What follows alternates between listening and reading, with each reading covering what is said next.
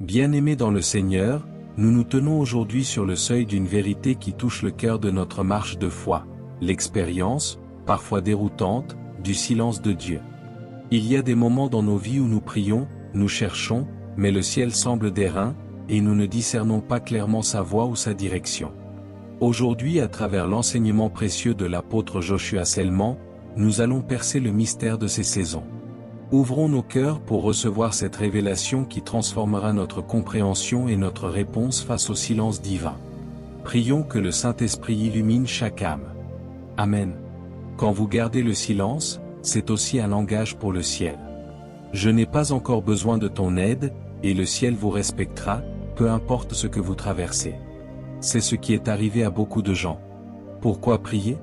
Parce que Dieu a donné à chacun, écoutez-moi, depuis le premier rang jusqu'au fond, les débordements, et les nombreux qui suivent. Dieu vous a donné un don unique. Il n'a pas attendu que vous naissiez de nouveau. Au moment où vous êtes né et que vous atteignez l'âge de discrétion, votre volonté est activée. C'est la raison pour laquelle la pire chose qui puisse arriver à un homme n'est pas la cécité, ce n'est pas la surdité, c'est la folie. La folie attaque votre capacité à utiliser votre volonté. C'est la raison pour laquelle, quand Jésus a vu des personnes folles, il l'a pris personnellement. Sommes-nous ensemble? Quand un homme devient incohérent, quand il devient inconscient de lui-même et de son environnement, ce n'est pas l'incohérence qui est le problème, on lui a volé l'opportunité de faire des choix. Et la destinée est fonction des décisions et des choix. Aimer Dieu est un choix, vivre pour lui est un choix, être dynamique est un choix, rétrograder est un choix, haïr Dieu est un choix, être pauvre est un choix, être riche est un choix, être grand est un choix, être médiocre est un choix. Ne pas choisir est un choix. Si vous comprenez mon enseignement ce soir, vous saurez pourquoi certaines situations ne changent jamais dans la vie des gens et pourraient ne jamais sembler changer. Vous savez pourquoi? Parce qu'ils croient simplement que Dieu les aime trop pour les laisser dans cette situation et ils pensent que la situation changera par défaut. Votre destinée prophétique est la gloire, mais vous devez savoir comment participer. Votre volonté et votre choix est votre contribution à votre grandeur. Votre contribution à votre grandeur. Quand je parle de partenariat, vous apportez quelque chose et j'apporte quelque chose. Ai-je raison? Ce que vous apportez à la table, c'est votre pouvoir de choisir. Puis-je vous dire ceci? Même le Créateur, la Bible dit qu'il se tient à la porte de votre cœur et pourquoi frappe-t-il à une porte qu'il a créée? Il doit respecter votre volonté. Il frappe à cette porte et vous lui dites, « Sors. Tu es le Sauveur, mais je n'ai pas besoin de toi. » Il reculera. Mais vous voyez, une chose que vous ne pouvez pas choisir, ce sont les conséquences. Les conséquences sont liées par défaut au choix. Donc, quand vous faites un choix, même si c'est de ne pas faire de choix comme un choix, vous avez déjà fait un choix pour expérimenter les conséquences aussi. Alors quand nous prions, parmi les nombreuses choses qui se produisent, nous verbalisons notre participation en ce qui concerne une destinée glorieuse. Le croyant donc qui ne prie pas est celui qui a donné la liberté à l'esprit de faire des choix pour vous. Savez-vous que ne pas prier est la même chose qui arrive quand un fermier ne plante pas? Quelque chose poussera quand même. Comment ça s'appelle? Parlez-moi. L'agriculture définit les mauvaises herbes comme des plantes indésirables, du moins par rapport à votre objectif dans la ferme. Tant de vies sont victimes d'autres semences parce que le ciel a attendu que vous verbalisiez votre propre décision. Comment laissez-vous les esprits faire des choix pour vous? Les circonstances faire des choix pour vous? J'espère que vous savez que les paroles sont des semences. Il y a donc des flèches qui volent le jour, ce ne sont pas des objets métalliques, ce sont des paroles.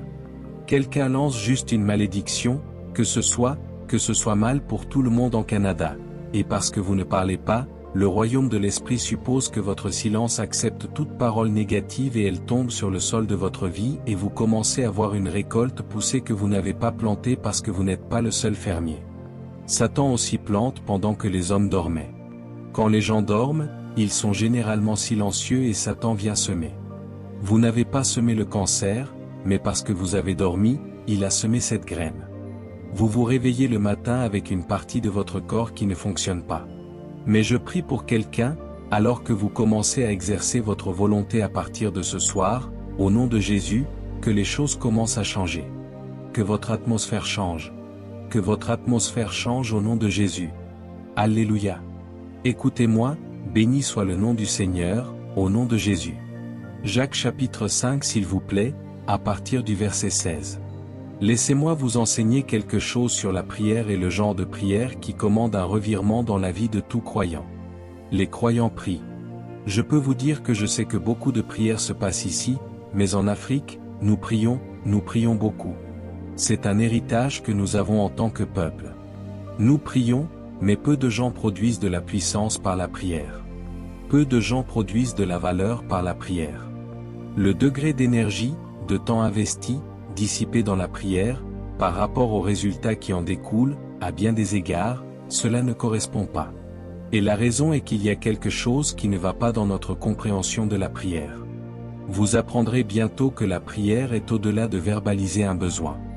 C'est au-delà d'une tentative de parler à une divinité. Il y a toute une dynamique qui régit une prière profitable.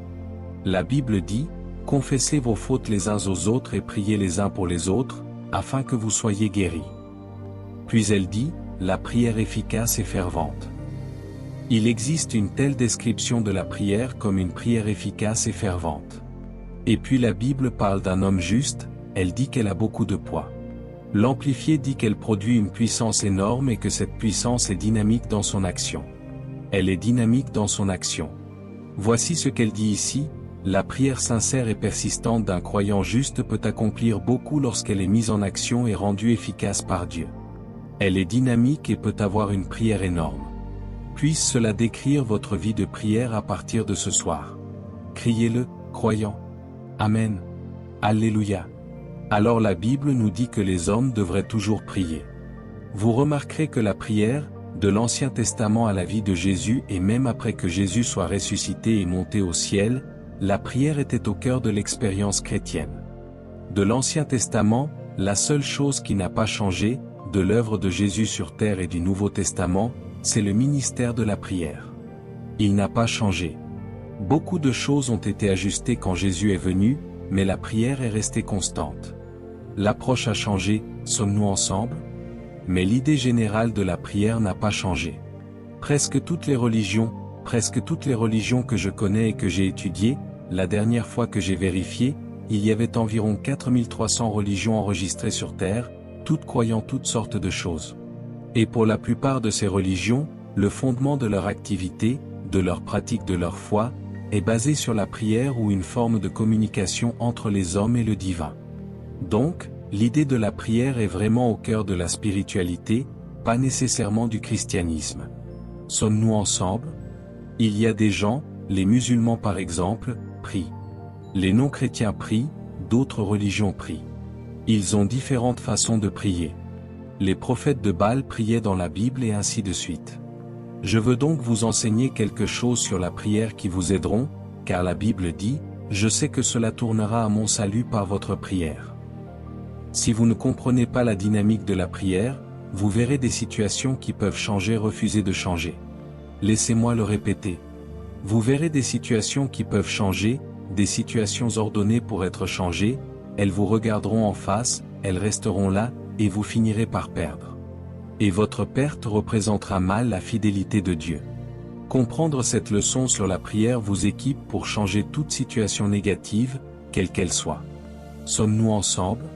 C'est votre participation, c'est ainsi que vous vous engagez avec Dieu en faisant en sorte que votre destinée reflète son désir pour vous. Vous croyez cela? Dites Amen. Maintenant, très rapidement, qu'est-ce que cela signifie prier? Je ne vais pas être trop élaboré car je veux respecter le temps et avoir quelques minutes pour prier avant de partir ce soir. Qu'est-ce que cela signifie prier? La prière, essentiellement, parle de communication avec Dieu. Quand vous priez, l'idée est de communiquer avec Dieu, quelle que soit la motivation. L'essence de la prière est de communiquer avec Dieu. Si je parle avec vous, c'est de la communication, mais je ne peux pas appeler ma communication avec vous prière. Sommes-nous ensemble? Si vous parlez avec votre prochain, vous ne pouvez pas appeler cela prière, même si c'est de la communication. Donc, quand c'est de la prière, cela a à voir avec l'homme interagissant avec le royaume spirituel, dans ce cas, interagissant avec Dieu Tout-Puissant. Encore une fois, la prière est une forme de communion avec Dieu. c'est une forme de communion avec Dieu. Alléluia. Donc, généralement, quand nous parlons de prière, cela englobe toute la dynamique qui soutient notre communication avec Dieu pour diverses raisons, comme vous l'apprendrez très rapidement. Je veux vous enseigner pourquoi Dieu exige que les croyants prient. Même s'il a dit tout est accompli, même s'il a dit toutes choses sont à vous, même s'il a dit tout est réglé, pourquoi alors Dieu donne-t-il la priorité à la prière? Cela semble être un dilemme. Quand la Bible dit toutes choses sont à vous, quand la Bible dit toutes choses sont accomplies, sommes-nous ensemble? La Bible dit que nous sommes déjà assis avec Christ. Elle place déjà le croyant dans une position de repos et pourtant, au milieu de cela, Paul, qui nous a enseigné ce que signifiait être assis avec Christ, n'a cessé de souligner tout le sujet de la prière. En fait, en croyant, à commencer par Jésus. Marc 11h24, en vérité, je vous le dis, tout ce que vous désirez. Il dit, quand vous priez, le désir doit être lié à la prière pour sa manifestation. Il a dit, croyez que vous les recevez et vous les aurez. Luc 18h01, Jésus, parlant encore, raconta une parabole à cette fin, qu'il faut toujours prier et ne pas se relâcher. Pas certains hommes, pas les prédicateurs, pas seulement les Canadiens. Tous les hommes, jeunes, vieux, hommes, femmes, riches, pauvres, tous les hommes devraient prier et ne pas se relâcher. 1 Thessaloniciens chapitre 5 et verset 17, la Bible dit de prier sans cesse. Priez sans cesse. Dites, je prierai. Criez-le comme si vous y croyez. Dites, je prierai. Il est donc dit de prier sans cesse, c'est la Bible pour vous, de prier sans cesse. Actes chapitre 6 et verset 4, mais nous appliquerons sans cesse, les apôtres parlaient, à la prière et au ministère de la parole. Nous appliquerons sans cesse, sans cesse. Actes chapitre 2 et verset 42, ils persévéraient dans la doctrine des apôtres, dans la communion fraternelle, dans la fraction du pain et dans les prières. Et dans les prières, et dans les prières, et dans les prières. La Bible dit, c'est l'assurance que nous avons auprès de lui. Si nous demandons quelque chose selon sa volonté, il nous écoute. Et nous savons que nos prières sont exaucées parce que nous prions selon sa volonté. Dans Matthieu 7h7, la Bible dit, demandez, et l'on vous donnera. Elle dit, cherchez, et vous trouverez. Puis elle dit, frappez, et l'on vous ouvrira. Puis elle dit, car quiconque. Quand il s'agit de demander, de chercher et de frapper, c'est une bénédiction pour tout le monde, pas pour certains. Car quiconque demande reçoit, quiconque cherche trouve, et l'on ouvrira à celui qui frappe. Il est dit, à toi qui exauces la prière, toute chair viendra. Encore une fois, criez, je prierai. Je prierai. Amen. Il est donc important pour nous de savoir pourquoi Dieu a voulu que les croyants prient. Le fondement de la prière? J'ai étudié le sujet de la prière et la plupart des croyants ne savent pas pourquoi Dieu ordonne que nous prions. Parce que si vous ne comprenez pas le ministère de la prière, cela contraste avec la nature de l'amour de Dieu. Pourquoi Dieu regarderait-il un homme qu'il aime traverser l'enfer et les eaux profondes et ne rien faire à ce sujet, à moins qu'il ne prie? Cela n'a pas de sens pour moi tant que vous ne comprenez pas ce qu'est la prière. Sommes-nous ensemble? Il y a beaucoup de parents qui n'auraient pas à attendre que leurs enfants pleurent avant de venir. Vous n'avez pas un bébé que vous devrez attendre que le bébé dise « Maman, j'ai besoin de lait maternel » ou « J'ai besoin de nourriture ». Vous prenez cela comme une responsabilité. Parfois, vous discernez. Mais il me semble que Dieu semble être impuissant et inactif dans la vie de tout croyant jusqu'à ce que nous nous soumettions à la prière.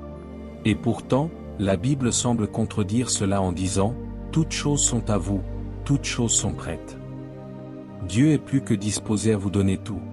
Pourquoi n'obtiens-je pas tout avant de prier? Et je veux vous donner une révélation, s'il vous plaît, n'oubliez pas ceci, Genèse chapitre 1 à partir du verset 26. Juste là, vous voyez, il y avait une bénédiction que Dieu a donnée à l'homme et cette bénédiction a rendu la prière nécessaire à partir de ce moment. La Bible dit que Dieu fit l'homme à son image, faisons l'homme à notre image et à notre ressemblance. Attendez, je viens de voir quelque chose comme un nuage se poser sur des personnes, et je vois le nombre 7, 7. C'est une onction qui vient sur cette personne. J'ai juste vu comme un nuage. Vous savez comment un nuage se déplace?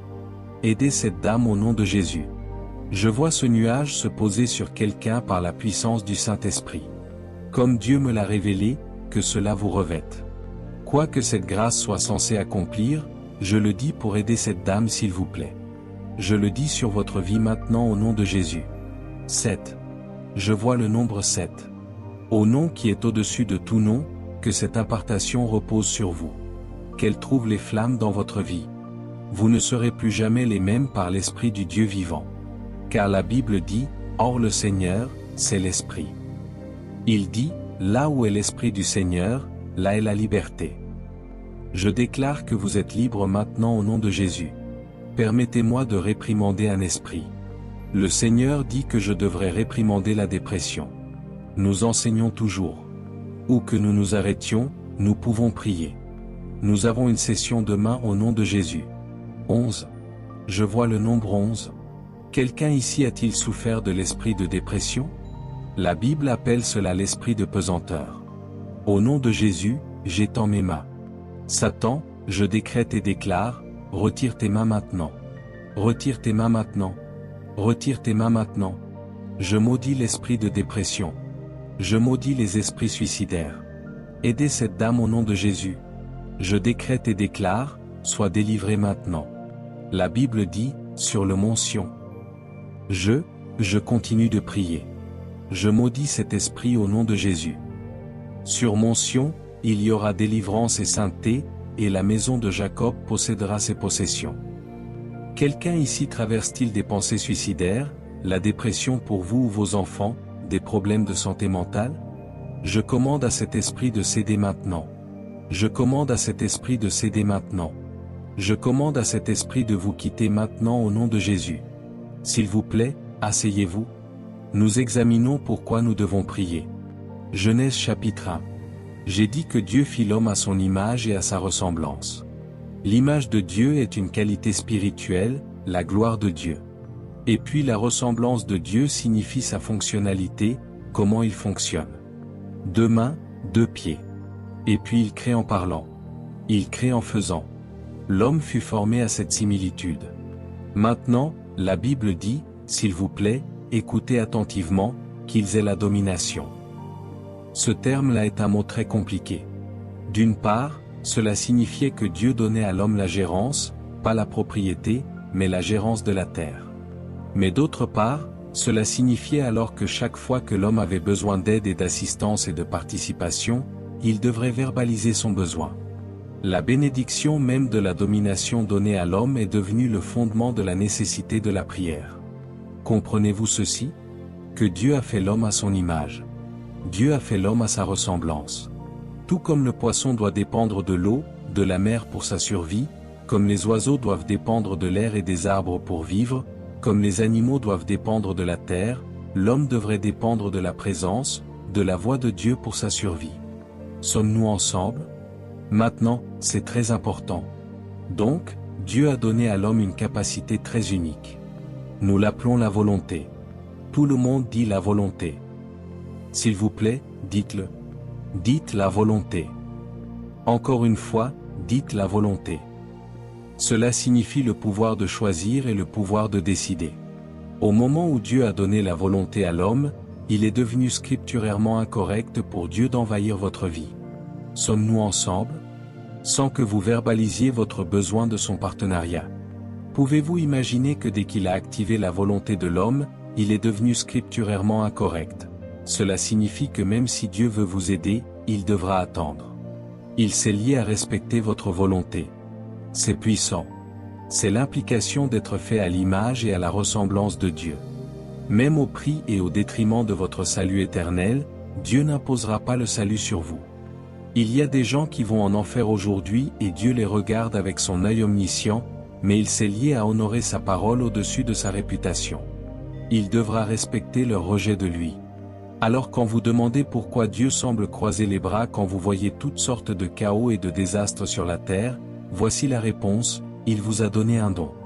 Cela s'appelle le don de la volonté.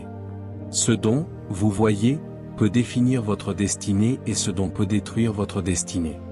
Le fils prodigue a tout perdu sauf une chose, la volonté. Il a perdu de l'argent, il a perdu des relations, il a perdu du temps, il a perdu des années, il a perdu de l'honneur.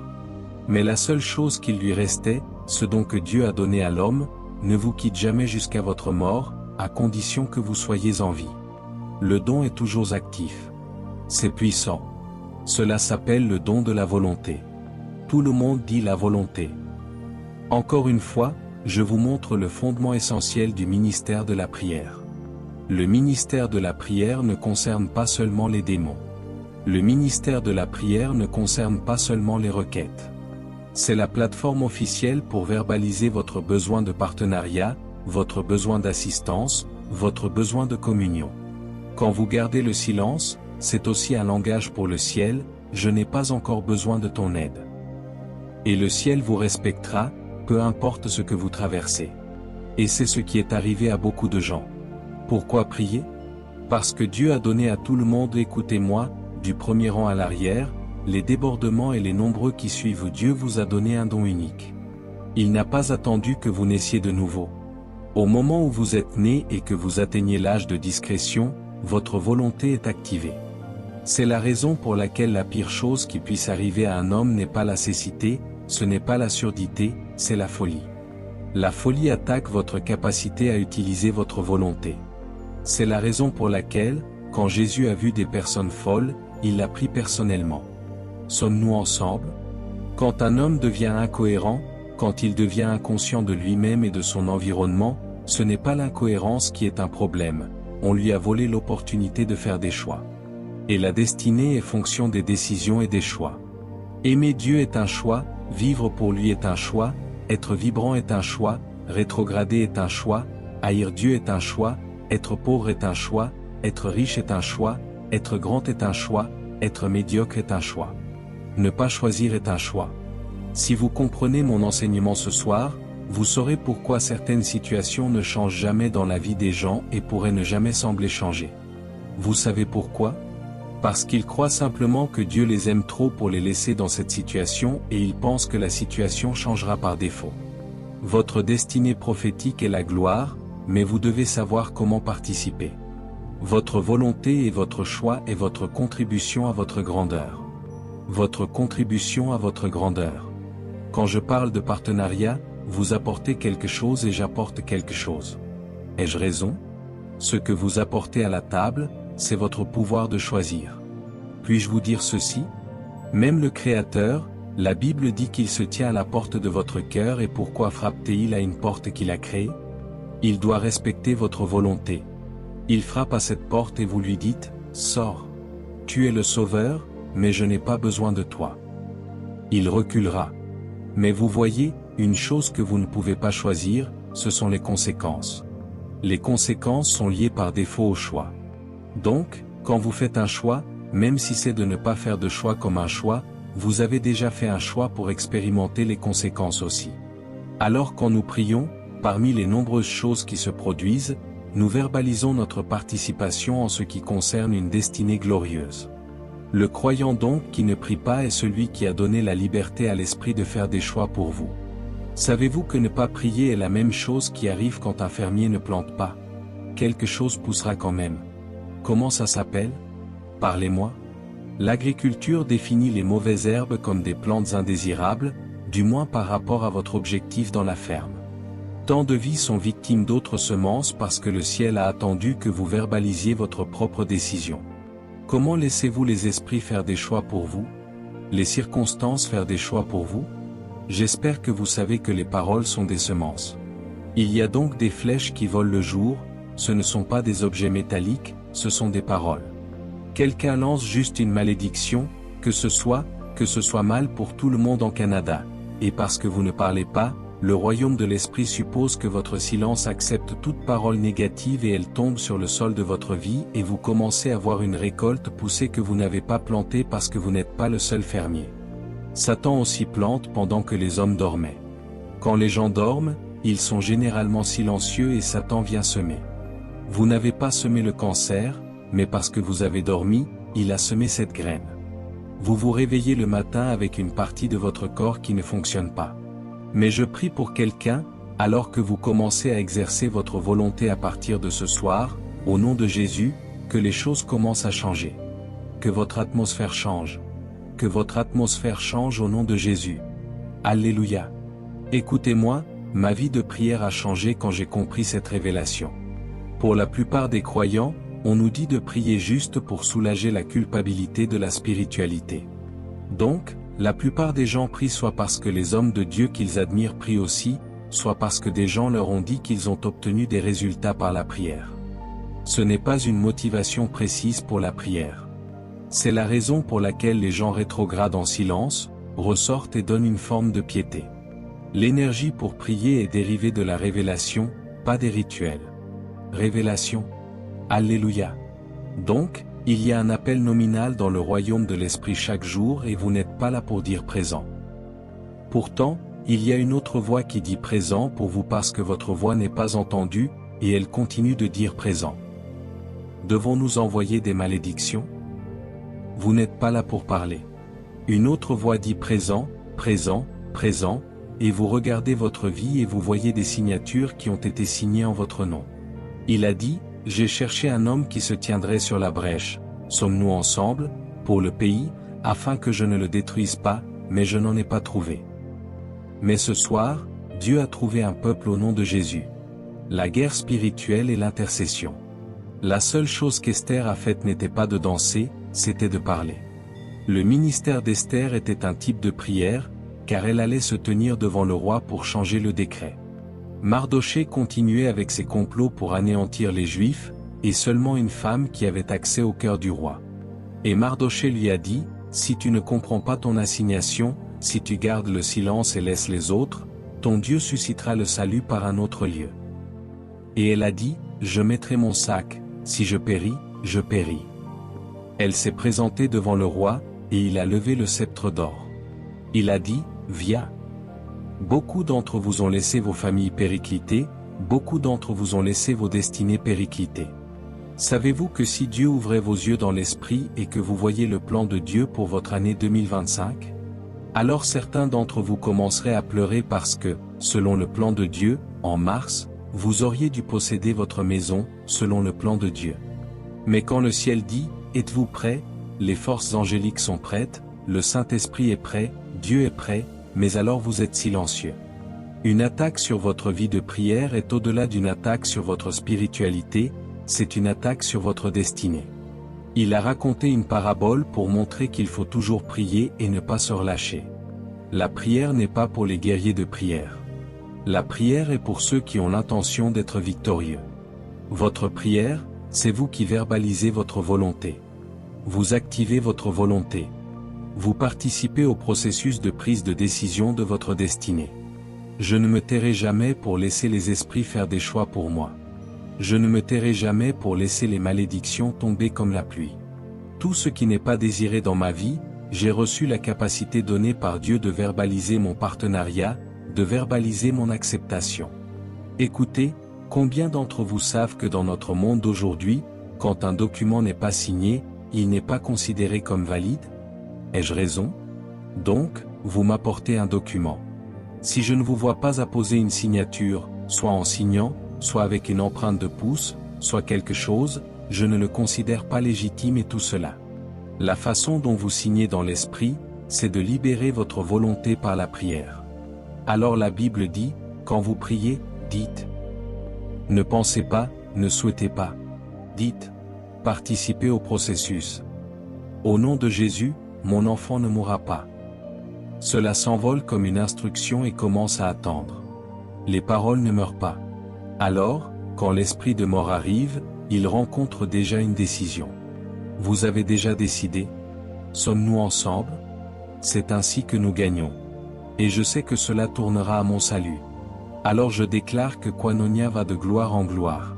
Koinonia au Canada va de gloire en gloire. Vous savez ce que cela signifie? Écoutez. Je verbalise ma participation et je demande le soutien du ciel parce que ce que je dis est conforme à la volonté de Dieu. Beaucoup d'entre vous êtes en difficulté en ce moment, ce qui ne faisait pas partie de votre plan prophétique, de votre schéma directeur. Ce n'est pas du tout dans votre script. Satan est devenu un producteur sur votre vie et a écrit certaines scènes. Vous savez comment vous jouez un film et certaines scènes qui ne faisaient pas partie de l'original? Il a ajouté beaucoup de texte et vous êtes là à le jouer en silence. Mais ce soir, plus jamais. Vous montez ici au nom de Jésus-Christ. Il ne faisait pas partie de votre script que vous donneriez naissance à des enfants autistes. Donc, si vous voyez quelque chose qui est incompatible avec le script, vous verbalisez. Vous pouvez faire une pétition au ciel et dire, quelque chose ne va pas. C'est incompatible avec le script que la parole de Dieu me donne. Sommes-nous ensemble maintenant? Louez le nom du Seigneur. Asseyez-vous. Laissez-moi juste vous montrer quelque chose pendant 5 minutes et puis nous finirons ici et continuerons le matin. Je veux vous donner 4 assignations de prière. Je vais écrire cela très rapidement. Écrivez juste 4 assignations. La prière, essentiellement, je vous ai montré le fondement de la prière. Libérez votre volonté pour prendre des décisions, pour impliquer Dieu, pour impliquer le royaume de l'esprit, pour verbaliser votre rejet ou votre acceptation des choses. C'est un privilège que Dieu a donné à tous les hommes, pas seulement aux croyants. Tous les hommes. En fait, c'est ce même don qui peut faire de vous un croyant. Aussi puissant que soit le sacrifice de substitution de Jésus, si vous ne choisissez pas, vous pouvez aller en enfer malgré le fait que l'œuvre à la croix est déjà achevée. Laissez-moi vous donner 4 assignations de prière très rapidement. Numéro 1, la première assignation de la prière selon les Écritures est pour votre croissance et votre transformation. S'il vous plaît, écrivez cela rapidement. Votre croissance et votre transformation. Luc 9h29, et comme il priait, l'aspect de son visage changea, et son vêtement devint blanc et brillant. Vous m'avez peut-être entendu dire que vous pouvez vous prier pour devenir une version plus supérieure. Une version faible? La seule explication que je peux utiliser pour faire le lien avec cela, c'est la mue d'un reptile comme un serpent. Avez-vous déjà vu un serpent muet? Il sort de son ancien corps, puis il devient plus grand, plus frais. C'est ce qui se passe quand vous priez. La version faible de vous évolue vers une version forte de vous, la version timide, la version charnelle, la version dirigée par les sens, la version craintive évolue pendant que vous priez. Numéro 2, la deuxième assignation de la prière est d'établir les réalités spirituelles. Établir les réalités spirituelles. Vous faites des décrets et vous établissez les réalités spirituelles. Cela signifie que toute révélation que vous voyez dans les Écritures, vous pouvez l'établir dans votre vie. Toute promesse que vous trouvez dans les Écritures, vous pouvez l'établir dans votre vie. Job 22 et verset 28. Établir les réalités spirituelles. Vous pouvez promulguer des décrets. Vous pouvez faire des décrets dans l'esprit. Tu décrèteras une chose. Dites, je décrète. Allons, comme si vous y croyez. Dites, je décrète. Savez-vous ce que signifie décréter? Décréter signifie l'établir comme un principe. Tu décrèteras une chose, et elle s'accomplira pour toi, et la lumière brillera sur ton chemin. La deuxième assignation de la prière, Nombre 14h28, établir les réalités spirituelles, faire des décrets et créer des possibilités. Dites-leur, aussi vrai que je vis, dit l'Éternel, je ferai pour vous ce que j'ai entendu de votre bouche. Si vous dites, aide-moi, il vous aidera. Si vous dites, interviens pour moi, l'Éternel est proche de ceux qui l'invoquent, pas de ceux qui ont besoin de lui. Proche de ceux qui l'invoquent. Vous pouvez avoir besoin de lui, mais si vous ne l'invoquez pas, il est dit, quiconque invoquera le nom de l'Éternel, c'est celui-là qui sera sauvé. Numéro 3, la troisième assignation de la prière est de faire des requêtes et d'obtenir des promesses. Faire des requêtes et obtenir des promesses. Marc 11h24, quand vous priez, croyez que vous les recevez, et vous les aurez. Philippiens chapitre 4, 6 et 7. Philippiens 4, 6 et 7. Voici ce que dit la Bible, soyez prudents. Le mot prudent ici signifie anxieux. Ne soyez anxieux pour rien. Il est dit, mais en toute chose, par la prière et la supplication, avec action de grâce, faites connaître vos requêtes à Dieu. Faites connaître vos requêtes, et le Dieu de paix, ou la paix de Dieu qui surpasse toute intelligence, gardera vos cœurs et vos pensées en Jésus-Christ.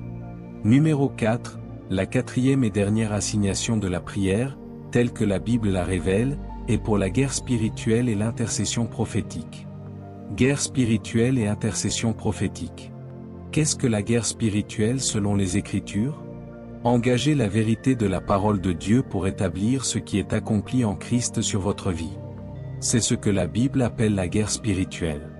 Ézéchiel 22h30, il dit, « J'ai cherché un homme parmi eux qui élèverait un mur et se tiendrait sur la brèche devant moi pour le pays, afin que je ne le détruise pas, mais je n'en ai trouvé aucun. » Mais ce soir, Dieu a trouvé un peuple au nom de Jésus. Guerre spirituelle et intercession. La Bible avertit dans 1 Pierre 5 et verset 8, elle dit, « Soyez sobres et vigilants pour votre adversaire le diable. » Le diable n'est pas un ami, ce n'est pas un partenaire, ce n'est pas un soutien, c'est un adversaire. Et la Bible dit, « Comme un lion rugissant, il rôde, cherchant qui il pourra dévorer. » Encore une fois, 4 assignations de prière. 1. Croissance et transformation. 2. Oui, législation, décret, établir les réalités spirituelles. Numéro 3. Faire des requêtes et obtenir des promesses. Numéro 4. Guerre spirituelle et intercession. Il est vrai qu'il y a des moments où Dieu peut être silencieux en ce qui concerne la révélation de sa volonté sur votre vie et votre destinée. J'ai été conduit par l'Esprit à vous enseigner cela parce que je crois qu'il y a beaucoup de gens qui sont dans la saison du silence de Dieu. Il existe quelque chose appelé la saison du silence de Dieu. Vous priez, vous jeûnez, vous faites tout, et il semble que vous ne l'entendez pas. Laissez-moi vous dire ce que cela signifie. Chaque fois que Dieu est silencieux, cela signifie 3 choses. Premièrement, cela signifie qu'il travaille sur vous. C'est la première chose.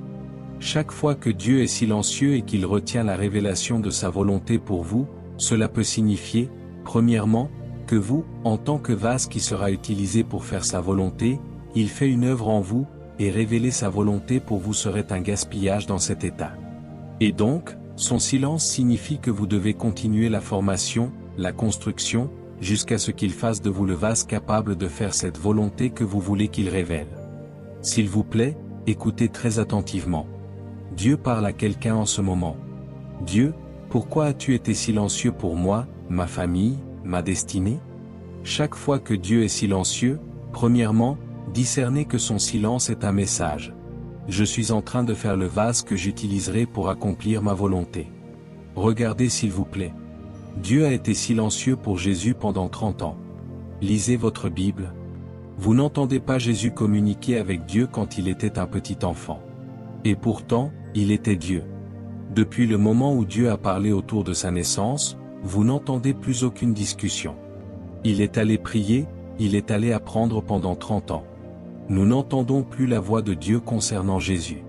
Chaque fois que Dieu est silencieux, concentrez-vous sur vous, pas sur lui. Il fait quelque chose dans ce vase. Jésus était dans le temple à l'âge de 12 ans parce qu'aussi puissant que soit Jésus, même s'il était Dieu incarné, à cet état, il ne serait pas capable d'accomplir la volonté de Dieu.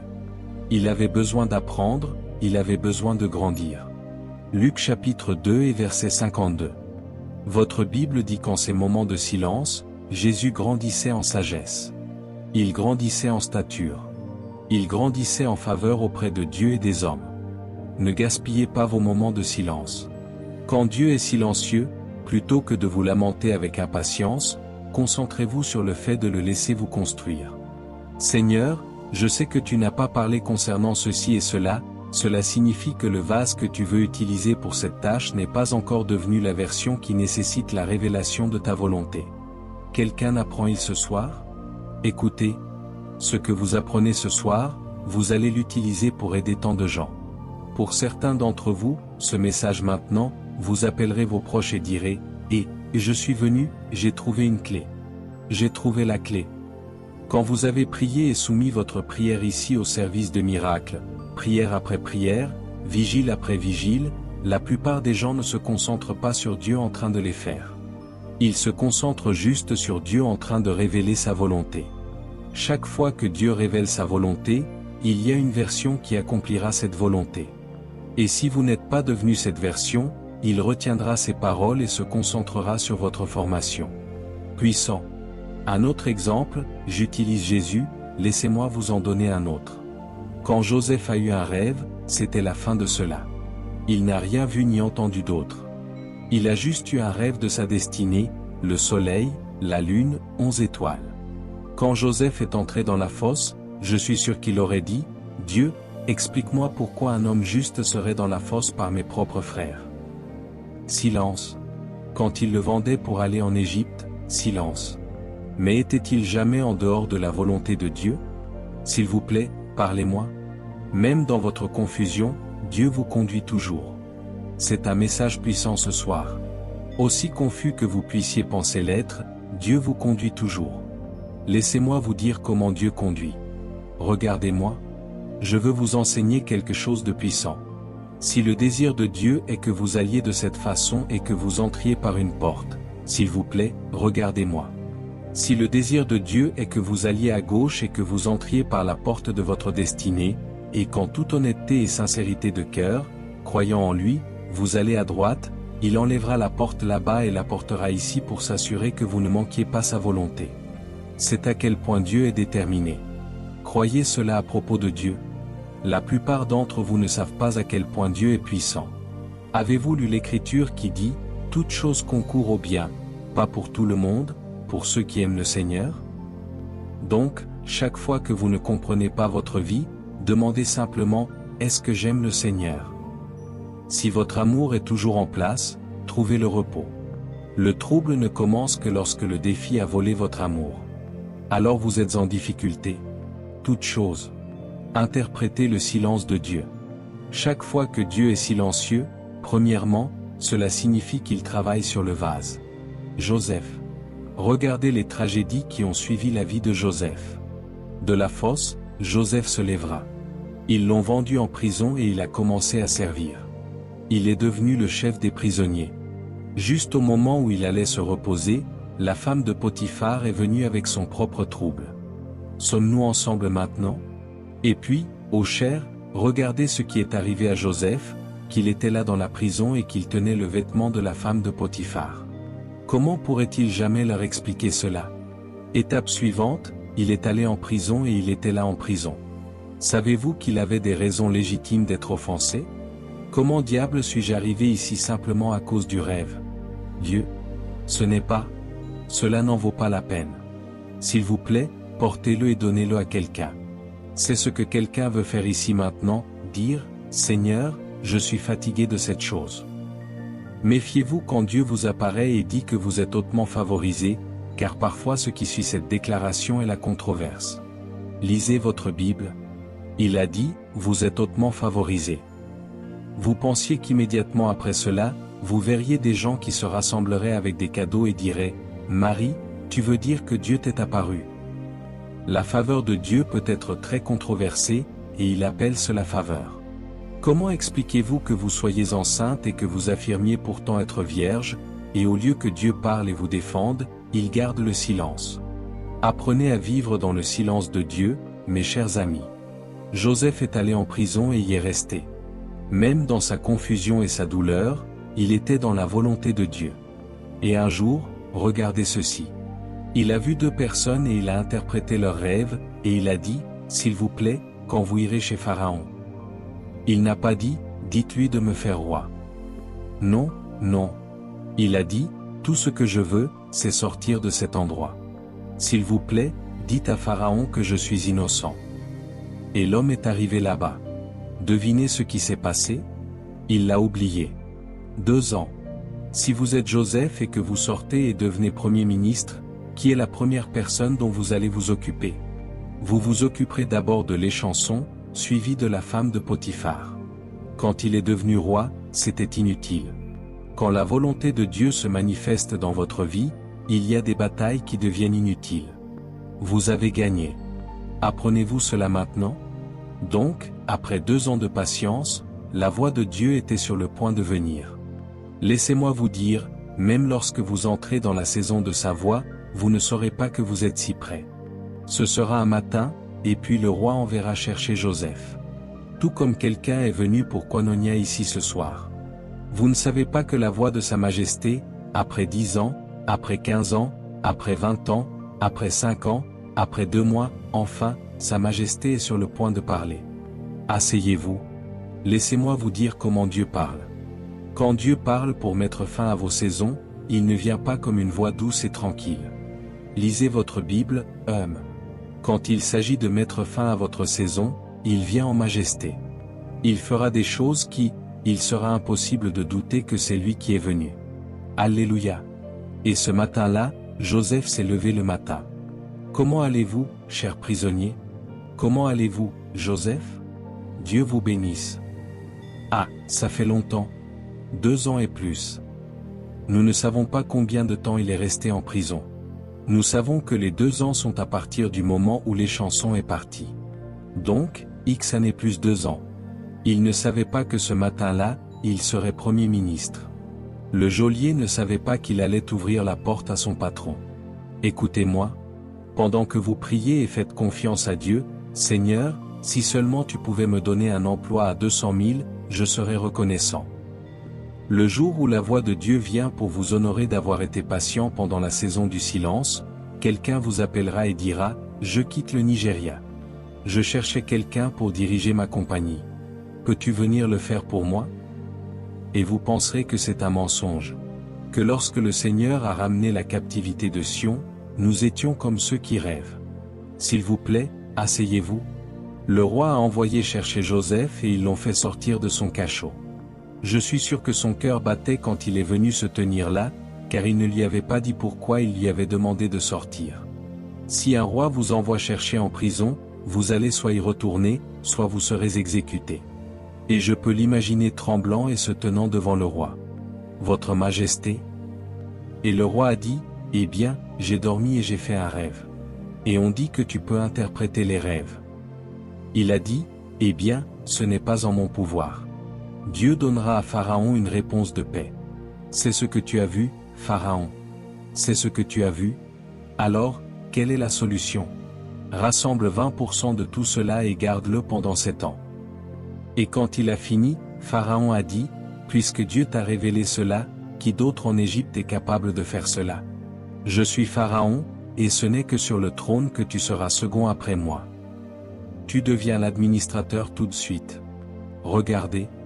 Il y a beaucoup de choses qu'il aurait faites quand il était en prison. Quand il était en prison, il aurait probablement rassemblé de l'argent pour construire sa propre maison et donner un sens à sa vie. Tout ce qu'il aurait fait s'il n'avait pas été en prison lui est venu en un jour. Lisez votre Bible. Une femme est venue. Il n'a pas eu besoin de chercher une femme. Potiphar, la femme le prêtre dont, sa fille, ils lui ont donné gratuitement. Ils ont changé son nom. Ils lui ont mis un manteau royal. Tout en un jour. Puis-je vous dire ceci? Pendant que vous attendez, ne regrettez pas ce que vous auriez fait. C'est déjà dans le plan. La compensation est dans le plan. Croyez-moi quand je vous dis cela. La compensation a déjà été construite. Écoutez-moi. Je sais, Ohan, que vous attendez un enfant depuis longtemps, mais soyez patiente. L'enfant qui vient n'est pas un enfant normal. C'est celui qui oindra tous les rois d'Israël. Alors, soyez patiente. Écoutez-moi. Savez-vous pourquoi la patience est puissante? La patience est puissante parce qu'elle peut vous aider à rassembler le genre de compassion dont vous avez besoin à travers votre douleur afin que vous puissiez maintenir certains résultats lorsqu'ils viennent. Lorsque certaines choses de la destinée arrivent trop facilement, il n'y a pas de banque de mémoire de la douleur. Vous serez négligent avec beaucoup de grandes choses. Mais quand pensez-vous que Joseph avait le temps d'être négligent après avoir passé X plus 2 ans en prison? Le souvenir de sa douleur en prison ne le rendra pas négligent avec son travail. C'est pourquoi certains d'entre nous nous pressons dans cette chose de Dieu, parce que nous savons d'où il nous a tirés. Asseyez-vous. Finissons. Quand Dieu est silencieux, premièrement, cela signifie qu'il travaille sur vous, le vase. Deuxièmement, quand Dieu est silencieux, qu'est-ce que cela signifie? Cela signifie qu'il travaille sur d'autres facteurs nécessaires pour vous aider à faire sa volonté. Regardez s'il vous plaît. La volonté de Dieu ne dépend pas seulement de votre obéissance. La volonté de Dieu dépend de la synergie de beaucoup d'autres personnes et de beaucoup d'autres facteurs. Et parfois, quand Dieu vous laisse dans son silence, c'est parce qu'il est à l'autre bout de votre destinée en train de réorganiser les personnes et les conditions qui doivent vous faire marcher selon son dessein. Laissez-moi vous montrer une écriture très rapidement. Luc chapitre 1 à partir du verset 39. Dieu est-il quelqu'un ce soir? Luc 1 à partir du verset 39. C'est l'histoire de Marie et d'Élisabeth. Si Élisabeth avait eu un enfant avant ce moment-là, il n'y aurait eu aucune occasion qui les aurait réunies toutes les deux. Et Marie se leva en ces jours-là, au moment, regardez cela maintenant, au moment où Marie eut terminé son interaction avec les anges, elle découvrit que son ventre commençait à grossir. Elle avait peur parce que personne d'autre ne pouvait comprendre sa situation. Mais elle se souvint qu'il y avait Élisabeth, une femme qui avait aussi traversé cette saison. Et donc, dès qu'elle alla la rencontrer, savez-vous que l'une des principales raisons pour lesquelles Élisabeth fut retardée était pour que le timing de Jésus et de Jean-Baptiste? Imaginez si elle avait accouché et que Jean avait tout fait, erré et était mort. Savez-vous à quel point cela aurait été frustrant pour Jean d'être dans le désert pendant tout le temps où Jésus grandissait? Jean était aussi dans le désert. C'est au moment où il a commencé son ministère que Jésus était aussi prêt à être baptisé. Si Jean était né plus tôt que cela, Jean n'aurait pas eu la patience d'attendre que Jésus grandisse. Imaginez Jean adulte, et puis Jésus commencerait à grandir. Quel âge aurait-il quand Jésus aurait 30 ans? Donc, pour cette raison, Élisabeth a dû attendre. Il y a des moments où le silence de Dieu signifie qu'il met d'autres choses en place qui seront nécessaires, os à os, pour donner un sens à votre destinée et à votre dessein. Alléluia. Entendez-vous ce que je dis maintenant? Oui. Finissons. 39 ou 40 maintenant et entra dans la maison de Zacharie et salua Élisabeth. Verset 41. Et il arriva que quand Élisabeth entendit la salutation de Marie, le bébé bondit dans son ventre, et Élisabeth fut remplie du Saint-Esprit. Je pensais que Dieu était silencieux. Pourtant, le Saint-Esprit pouvait toujours parler à travers Élisabeth. Pourquoi n'a-t-il pas parlé pendant si longtemps? Je pensais qu'Élisabeth avait rétrogradé et qu'elle n'entendrait plus jamais la voix de Dieu. Et au moment où elle rencontra Marie, le Saint-Esprit revint et elle commença à parler, « Tu es bénie parmi les femmes, et béni est le fruit de ton ventre. » Verset suivant, « Et d'où me vient ceci, que la mère de mon Seigneur vienne à moi ?» Voyez-vous la prophétie? Qui a dit à Élisabeth que cette jeune lady portait son Seigneur? 44, et voici, dès que la voix de ma salutation a retenti à mes oreilles, le bébé a bondi dans mon ventre de joie. La destinée s'était connectée. Puis-je vous dire ceci? Pour certains d'entre vous, la raison pour laquelle Dieu vous retarde ainsi, c'est parce que la personne dans le plan de votre destinée pour vous connecter, cette personne vient de naître de nouveau. Et c'est pourquoi Dieu oint des personnes comme nous pour accélérer la formation de cette personne afin qu'elle s'élève à une position où cette connexion de destinée peut se produire. Comprenez-vous ce que je dis maintenant? Imaginez Boaz errant et demandant, « Je suis un homme responsable, ne vais-je pas trouver une bonne femme à épouser ?» alors que quelque chose se passait en arrière-plan, Ruth et Naomi. Dieu préparait l'arrière-grand-mère de Jésus, et l'homme ignorait qu'il serait un arrière-grand-père de Jésus. Puis-je vous dire ceci? Chaque fois que vous ne comprenez pas Dieu, rendez grâce et sachez qu'il fait quelque chose, préparant une table, arrangeant les choses de telle sorte que vous n'aurez plus jamais de problème à ce sujet dans votre vie. Pendant de nombreuses années à Zaria encore, nous cherchions un terrain pour le ministère. Aucun ministère ne resterait aussi longtemps sans au moins avoir une propriété pour commencer à construire et tout cela. Et nous avons cherché des terrains, J'ai prié et jeûné. J'ai dit, Seigneur, il doit y avoir un terrain à Zaria ici pour nous. Chaque fois que tu appelles des gens, tu les oins, il doit y avoir, il devrait y avoir quelque chose. J'ai prié, mais ensuite, quand j'ai appris ceci, j'ai su que quelque chose se passait et j'ai gardé le silence. Un jour, une chose en entraîna une autre, et puis j'ai dormi et j'ai fait un rêve et j'ai vu, directement en face de l'hôpital universitaire de Zaria, je me suis vu me tenir là et il y avait un terrain vide là-bas, et le Seigneur m'a dit, c'est vrai, qu'un jour ce sera l'endroit que tu achèteras. Ils avaient fait une excavation là-bas pour réparer la route, et donc, parce qu'il était déprimé, je ne suis pas sûr que la plupart des gens pouvaient se permettre de l'acheter et tout cela, et c'est là que Dieu a gardé ce terrain pour obtenir autant de cette taille de terrain à Zaria. C'est assez grand, 36 parcelles, et juste là, Dieu l'a gardé. Je suis sûr que le jeune âne qui était attaché devait se demander, Qu'est-ce que je fais ici? Mes collègues se promènent, pourquoi suis-je attaché ici comme ça? Ne sachant pas qu'il était attaché là-bas. Même le propriétaire n'avait pas. Il a dit le jeune âne que personne n'avait jamais monté, ce qui signifie que quand le propriétaire l'a acheté, il a juste senti que quelque chose le poussait à l'attacher. Je suis sûr que le jeune âne s'est dit, qui ai-je offensé? Je suis ici depuis longtemps. Ne sachant pas que vous auriez le privilège d'être celui qui montre à Jésus lors de l'entrée triomphale. Mais quand le moment est venu, Jésus lui-même a dit, maintenant que je suis venu, tout est prêt. Allez détacher ce jeune âne, et si quelqu'un vous demande pourquoi vous détachez ce que vous avez attaché avant, dites-lui que le maître. Pour certains d'entre vous, Dieu vous a attaché à cause de quelque chose de grand. Il vous a arrêté quand d'autres allaient de l'avant. Il vous a gardé, et maintenant il est sur le point de vous révéler comme un trophée parce que tout est prêt. Quelqu'un apprend-il? Numéro 3. Quand Dieu est silencieux, qu'est-ce que cela signifie? La troisième chose qui se produit quand Dieu est silencieux, c'est qu'il est possible qu'il combatte des batailles invisibles et détourne certains dangers qui pourraient vous arriver sur votre chemin vers l'exécution de sa volonté. Il combat des batailles invisibles et détourne certains dangers que le diable programme déjà devant vous pendant que vous êtes actif et faites sa volonté. C'est très puissant. La troisième raison pour laquelle Dieu peut être silencieux en ce qui concerne la révélation de sa volonté, c'est qu'il peut être de l'autre côté en train de combattre des batailles invisibles. Regardez s'il vous plaît.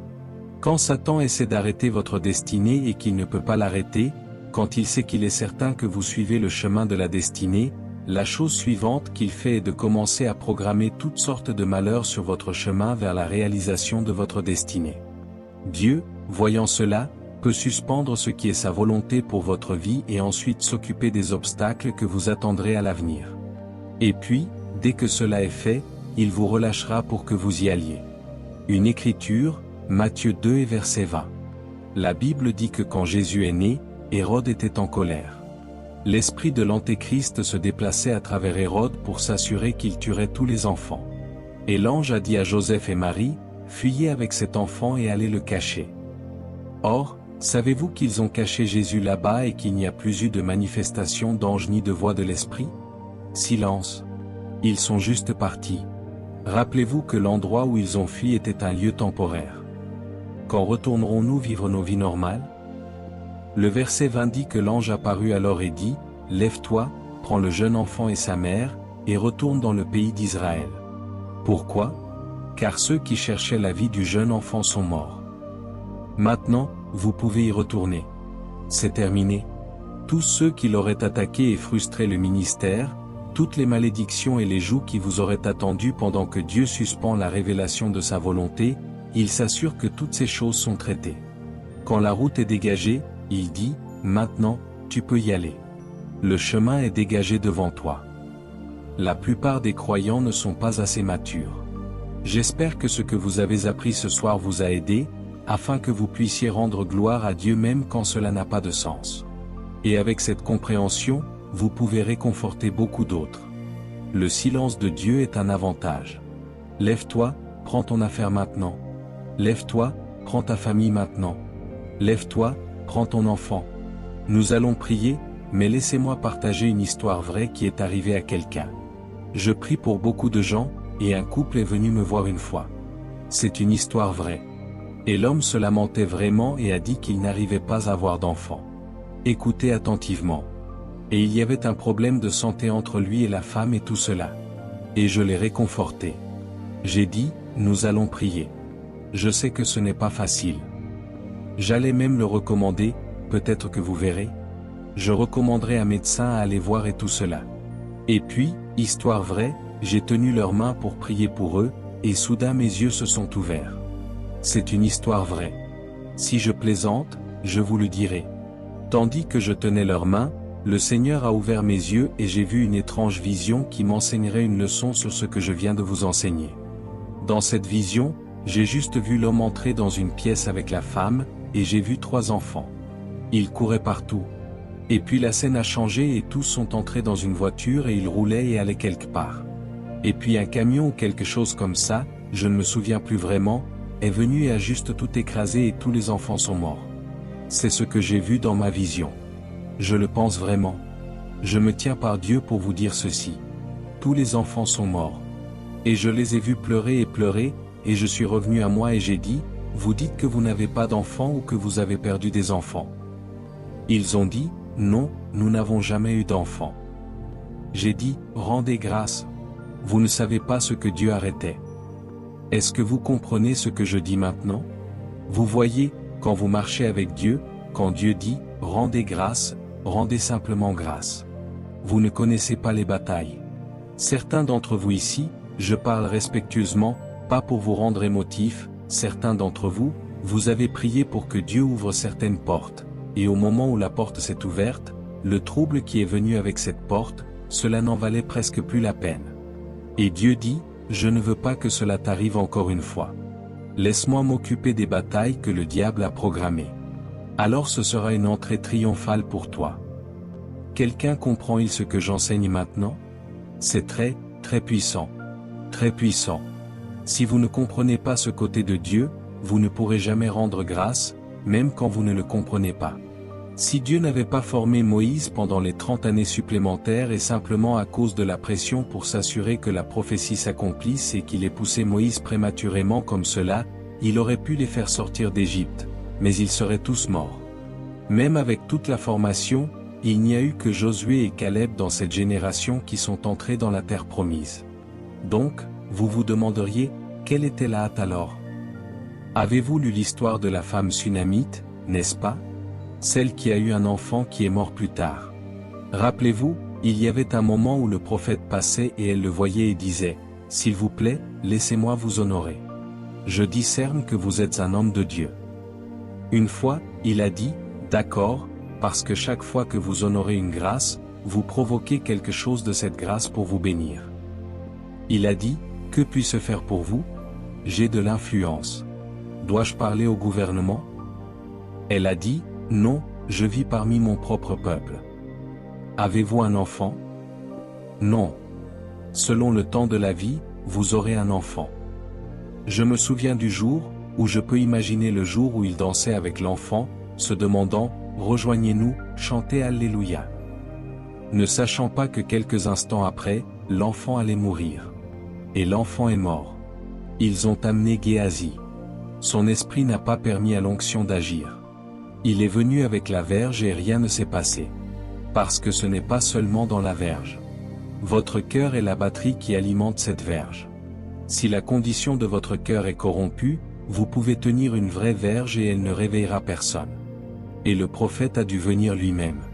Il nous enseignait une leçon là-bas, quand Dieu vous donne une percée, il prend la responsabilité de la maintenir. Puis-je vous dire ceci? Regardez maintenant. Je veux vous dire ceci pendant que nous terminons. Chaque fois qu'à cause de l'ignorance, vous mettez en accusation l'intégrité de Dieu, il vous laissera faire à votre guise, mais vous serez prêt pour les conséquences de sortir de son programme. Laissez-moi répéter. Chaque fois que vous insistez et mettez la pression sur Dieu et dites, « Seigneur, je ne comprends pas ceci. Tu m'as donné une volonté. Je choisis de faire les choses à ma manière. » Dieu vous honorera de la même manière qu'un pécheur peut se tenir et dire, « Je m'en fiche. Emporte ton calvaire là-bas et va-t'en.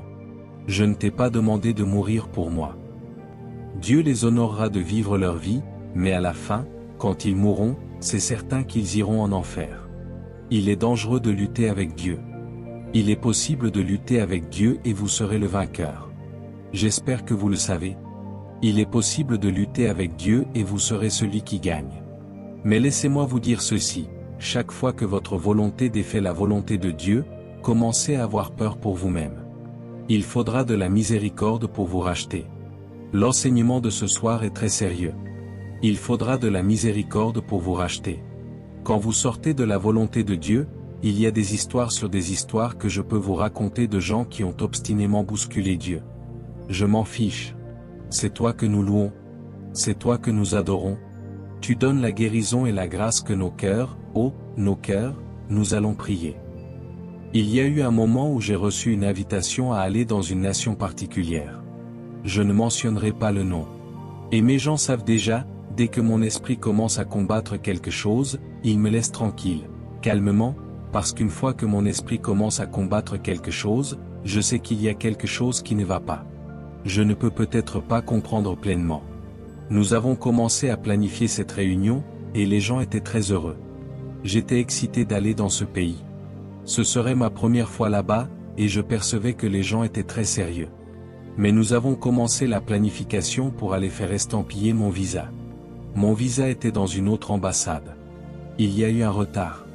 Des choses très idiotes causaient, beaucoup de choses affectaient la préparation. À un moment donné, je leur ai dit, arrêtez. Il y a quelque chose qui ne va pas. Je connais ma marche avec Dieu, il y a quelque chose qui ne va pas. Finalement, je leur ai demandé de dire aux gens que je suis désolé, je ne pourrai peut-être pas venir. Histoire vraie. Ils étaient très tristes. Or, je les aime, même aujourd'hui, peut-être qu'ils suivent, mais j'ai dit, je ne pourrai peut-être pas. Je ne vais pas pouvoir honorer la réunion. Je suis désolé. Mais ils sont devenus vraiment tristes. Ils sont devenus tristes. Et j'ai dit, qu'y a-t-il? Si vous avez dépensé de l'argent, peut-être des réservations, ne vous inquiétez pas, donnez-moi juste vos factures, je vous rembourserai intégralement plus tard. Plus tard, je découvrirai que lorsqu'il a été annoncé que je venais dans cette nation, histoire vraie, des gens des nations voisines ont commencé à dire, nous venons aussi.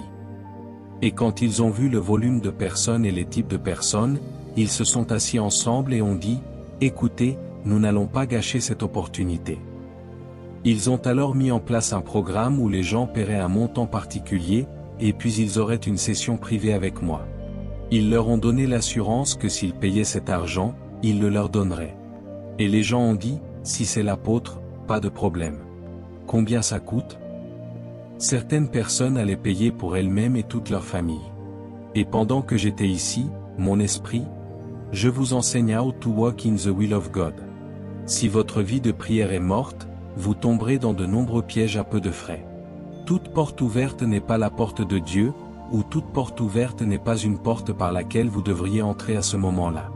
Parfois, ce peut être la porte par laquelle vous entrerez éventuellement. C'était une chose difficile. Plus tard, en colère, ils n'ont pas dit aux gens que je ne venais plus, car ils ne voulaient pas être déçus. Et donc, la réunion a commencé. Des foules de gens sont venus, et ils ont amené quelqu'un avec tout le respect dû au corps de Christ. Ils ont pris un prophète d'une nation et l'ont emmené quelque part, et un jeune garçon. Ce garçon a fait une caricature de l'Évangile. Il a fait tellement de choses, et c'était un pays très conservateur.